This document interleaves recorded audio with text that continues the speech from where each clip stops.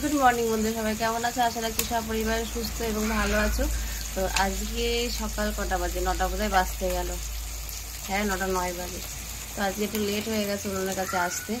তো আজকে এতদিন একটু মশলাপাতি খাওয়া হচ্ছিলো রবিবার থেকে, কারণ একটু সিম্পল রান্না হোক, তার জন্য বাজার থেকে আজকে এনেছে ছোটো মাছ, একেবারে বেশি ছোটো না, পুঁটি মাছ আমার খুব ফেভারিট।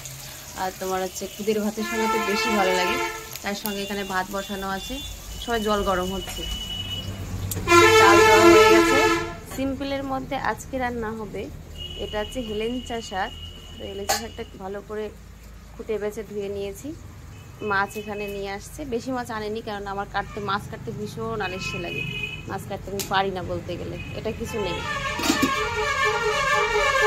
আর আছে পালং শাক, আজকে শাক পাতা খাবো, পালং শাক খাবো, আর এটা হচ্ছে হেলেঞ্চা শাক খাবো।